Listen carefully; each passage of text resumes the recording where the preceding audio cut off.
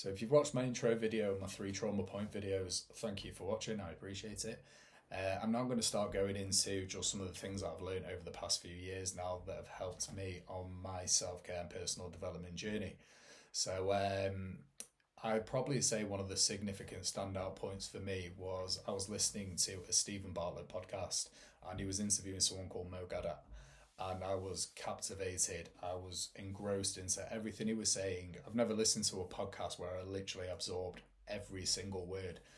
And I had to know more. So first thing I did, I went and bought one of the books.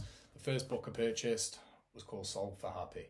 So this is a happiness equation that's tried and tested, and it's worked for millions of people around the world. I recommend that one to absolutely anyone. And then once I'd finished that book, which took me about 3 days, I took it away on holiday with me, spent 7-8 hours by the pool, read it non-stop, I couldn't put it down. And then I moved on to the next one, which is called That Little Voice in Your Head. Another phenomenal book. This was the book that really opened my eyes to the power of the brain and mindset. So these 2 books was what I'd call the foundation of my journey. Without those 2 books, I was meant to read those books when I did. Like, they landed in my path exactly at the right time when it was meant to be, and everything kind of kicked off from there.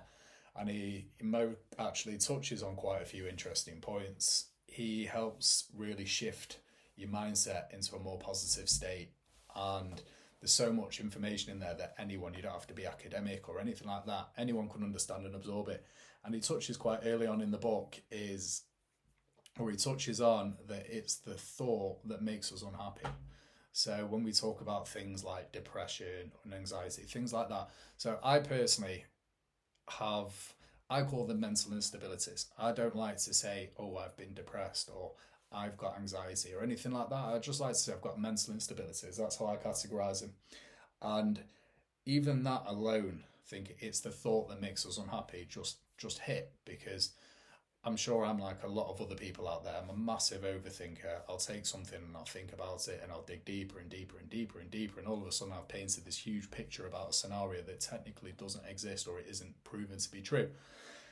And it made me think, I've literally come across a scenario that's triggered a mental instability, and because I'm playing that thought over and over and over in my head, that's what's making me unhappy, not the actual situation that's occurred. So that was huge for me.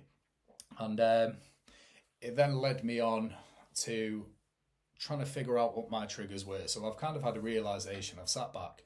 I've gone, I accept there's certain things out there that will trigger depression or anxiety or overthinking or stress or anything like that. And I now need to figure out what those trigger points are, because I feel like if you can figure out what triggers it, it's much easier to work on trying to prevent those triggers from cropping up. So it doesn't necessarily mean you have to fix those triggers, because some things might not be fixable, but if you can work on them, recognize them, and then deal with them, because I'm also a massive believer of just embracing what comes your way. It doesn't work for everyone. Look, when you feel sad and you want to cry and something bad's happened, it's natural to cry, but not everyone's kind of comfortable with crying. But I'm at a point now where I enjoy that feeling, whether it's sadness or what, because it just gives me another reminder of how far I've come. And if I feel the emotions, I'm only human. Like, there's no shame in crying. Like, I got bad news last week, I cried. I'm nearly 36. I'm not ashamed to admit that. It happens to all of us. So I think it's important to acknowledge the feelings and address them from there. Because if you avoid the feelings, you brush them under the carpet, they're always going to exist. The trigger points are always going to exist. Someone once described it to me as having an illness of some sort. Let's just say you woke up in the morning and you felt a pain in your chest and you left it, and it's still there the next day, and then it's getting worse and it's still there the next week, and a few weeks later the pain's still there, but you're taking painkillers and you can't feel it, but it's still there. The painkillers are masking the actual issue, so your body's giving you symptoms to kind of make you take notice. But if you mask them, the problem will always be there. So until you actually go and see a doctor and go and have scans or tests or blood tests, whatever it is, you'll never know what the problem is, so you can't fix it. And it's the exact same with this. If you don't acknowledge a problem or try and figure out what the problem is from the mental instability side, you'll never be able to fix it. And the fact that it'll always remain there will mean you'll always have your mental instabilities, which isn't a good place to be. So I hope that bit makes sense. And another thing that stood out to me, and I think it was on one of the books or one of the podcasts, and it basically said, your brain is that powerful, it named itself. Like, personally, I loved that. I think it was a great line. And it's so, so true.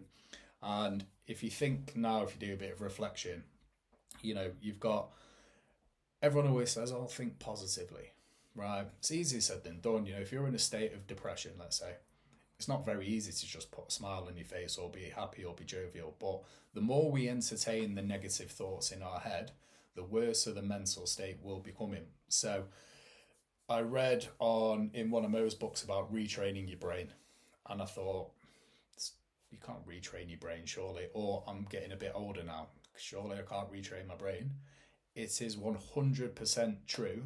You can retrain your brain. And that, like, even the early stages of that got me so excited, because I was doing small things and small bits of progress, and then I started seeing results, and I was like, wow, it's working, and it motivates you to want to carry on doing more and more and more. So it's important to know you can retrain your brain. It's hard. That's the thing. Like, I had my moments of going, I know I'm going to have, whatever the situation was, I know I'm going to have 2-3 months maybe of feeling shit, feeling down, feeling sad. But I also then knew, if I was to think 6 months down the line, just how far I would have come. And that I look back on the time where I am now and go, can't believe you felt like that. So I found the whole concept of retraining your brain exciting. And it's not always easy to think positive thoughts, but one exercise I read that really helped me was, my head's like, it's a mad, mad place. There's 1,000,001 things going on in my head. Positive thoughts, negative thoughts, absolutely everything. And I'm a massive overthinker. I know it, and I try and work on it. But I used to basically get a negative thought in my head, and then I'd kind of dig deeper, and then I've created a scenario that doesn't exist, and my anxiety level's gone through the roof, and the sadness level's kind of shot. So I read in one of the books that basically said, acknowledge your negative thought. Say to your brain, go, thank you, brain, for sending me this thought. Send me the next one. And if another negative thought comes about, do the exact same thing. Thank you, brain. Thank you, brain, for sending you these thoughts. Ask for the next one. Ask for the next one. And what you're actually doing is, whilst you're acknowledging the thought, you're also distracting yourself. So you might find you get to a point, it did it with me, I got to a point where all of a sudden, the negative thoughts were disappearing, and then just general stuff was popping into my head, like, oh, the lunch that I had today was nice, or I wonder what I'll do tomorrow. And then I was like, wow. So it's distracting. So that falls under the power of the brain. And there's lots of different exercises you can do, because look, what works for me might not work for you. But again, in Mo's book, that little voice in your head, he says practice makes miserable. But it's the same concept as practice makes perfect. If we practice being unhappy, or telling ourselves we don't, or we shouldn't be happy, or we keep on telling ourselves we're not enough, or we're not worthy, or we're never going to be happy, eventually we're going to perfect the art of making ourselves miserable. So think about that for a minute. So the more we entertain these negative thoughts, the worse the habit is that we're creating, the worse we're going to be mentally. So excuse me. So if you're going to take the practice makes perfect concept, practice positivity, positive thoughts, retraining your brain. It takes 21 days to build a new habit. So commit to 21 days, and then it's incredible what the results can be from there. So that definitely helps. And I remember as well, I spoke to someone in work once. He was a professional footballer, and he was trying out something that we do. And his philosophy was, I'll try this treatment, and if it makes me 1% better, if that ups my game, even just by 1%, that is me 1% better off than I was before I tried it. And I love that mindset. Like, if I try and do this every day, can I be just 1% better today than I was yesterday? Because if I can, that's 1% progress every single day. So you think over a month or 3 months or 6 months of progress you can make just from being 1% better. It's absolutely huge. So mindset is huge. Put yourself as much as you can in a positive mindset, because your mindset shapes you. If you think negativity, you're going to breed negativity, and it's only one way, and that's down. So just try, even if it's just every day, get one positive thought. If you're feeling mentally low, and I've been there so I can relate, everything's bad. Doesn't matter. Like, I've been in positions, I remember, like, I've had some incredible things that came into my life and I just could not get any joy from it.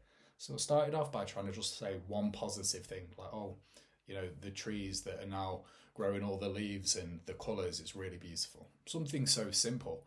Or I'll just turn to the gratitude route, because practicing the gratitude plays its part with the positivity, and I'll go into that in more detail in another video.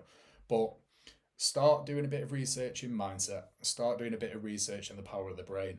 I recommend anything Mo Gawdat. The reads are incredible. He's got his own podcast as well. Listen to the Steven Bartlett podcast. But the brain is so powerful. Just know that you can retrain it, shift your mindset, and that's laying the perfect foundation to start your own self-care and personal development journey. And again, I'll probably say this in most videos, that I'd like to think that I'm living proof that, for me anyway, these techniques work, these little mindset shifts work. If you've seen the trauma point videos that I posted earlier on, if you've seen the intro, you get a bit of background about me.